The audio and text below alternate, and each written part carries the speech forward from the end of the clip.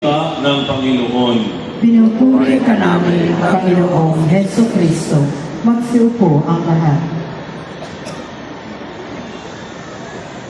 Magandang araw po ng linggo sa inyong lahat. Ngitian niyo naman po yung inyong mga katabi ng isang mainit na kasing init ng araw ng ngiti. Ngitiin niyo naman. Yung iba dyan galing pa sa malayo. Mainit sa labas, pero tinitiis ng katabi kayo. Pero mainit talaga pa rin.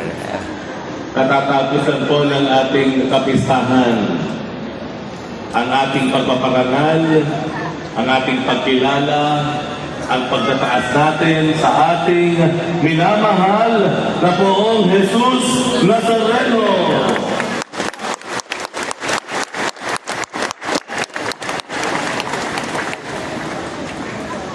Ito po yung mga sandali na ang imahe ng Poong Jesus Nazareno ay hindi nananatili dun sa taas, hindi nananatili sa andas, hindi nananatili sa Gallery of Saints na meron tayo dito sa ating likod. Ang ating Poong Jesus Nazareno na lumilikha ng maraming himala sa ating simbahan sa Quiapo. Kaya nga, pagkatapos ng pagdiriwang kahapon, noong maiuwi na ang imahe ng Poong Jesus Nazareno, marami ng mga kaparian, karamihan ay mga kaparian, sumunod yung mga kaibigan, at iba't iba pa na nagko-congratulate sa akin, nagsasabi na, ayan na, naranasan mo na ang baptism. Ang baptism, nabinyagang ka na. Ayan, tatapatig ko kayo.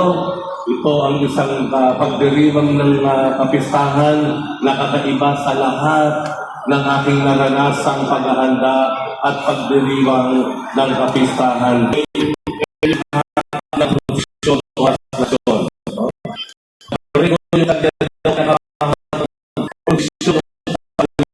Dahil yun po, sa taong ito, ilang oras na ang ating katasyon? 30 oras, 50 minuto, at 1 minuto. Around 31 hours.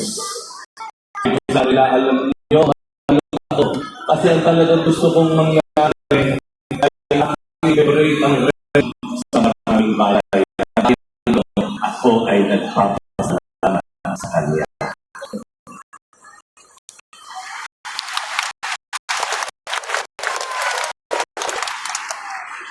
Ang Biblia ni Jesus, isang pagpapalala natin sa Biblia. Naalala yung birthday, kailan sila? Natandaan nyo? Sabi nyo nga sa katabi nyo, yung birthday nyo.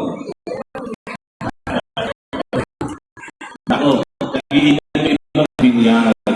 At dahil sa sakramento na binyag, kakalapit pa natin yung susunod na 6 o 5 ito.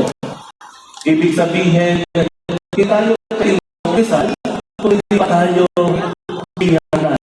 Hindi pa tayo pwedeng panggap ng kawan at tugon ng kung hindi pa tayo binyagan. Kaya meron din isang napakahalagang binyag.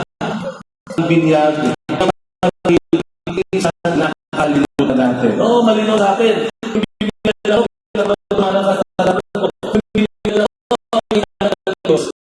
Luminihagan ako, magkakaroon ng pero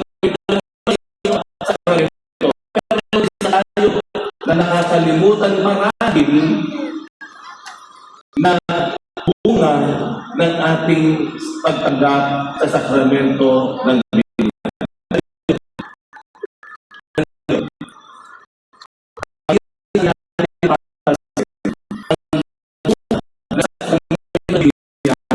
tinanggap ay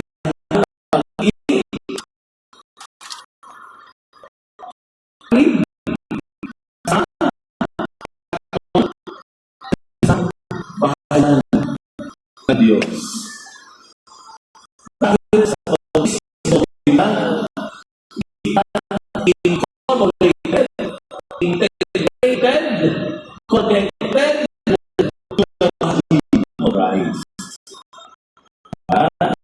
isang uri ng buhay na tunay mo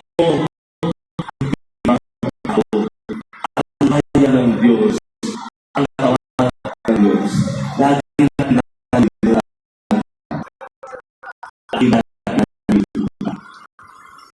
ang higit na tutuwa ang nalulunod ng Panginoon sa Sereno, hindi ang lahat, igual na sa atin. Baka akala nito ang Panginoon, kapag biglang tayo sa pero sa Panginoon, may nagkakasalan mo, nahihigit sa Panginoon, Lord, wala kang pakialam. Talagang ng Panginoon. Nais natin wala na ang mayroong ako, biglang ng babae, parang ng doktor, yung anak ng lalaki, yung magpugan. Hindi ko nagpapasalamat. Saan niyo po? Hindi.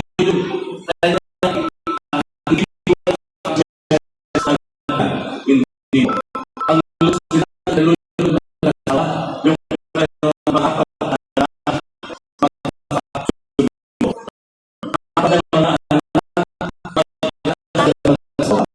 nag-iilan na individual accomplishment sa bibigyan ng tampo at tulog na nasiya sa asawa.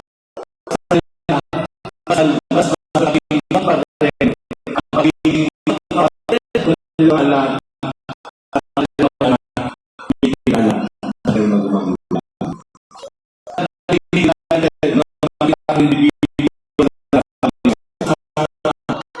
pangalan niya. Hindi makakarap sa kanya. Ang sinasabi mo, ang hindi nagtatuwa ko ng Diyos ay makita ng lahat ay sa bawat isa. Nagmalasakit sa bawat isa. Pitigan ng bawat isa. Sama-sama humaharap sa kanya. Yes, I hate you and God. Yung palataya na ating kailangan na kailangan dala-dala sa buhay. Regalo ng Diyos na mula ng bigyan.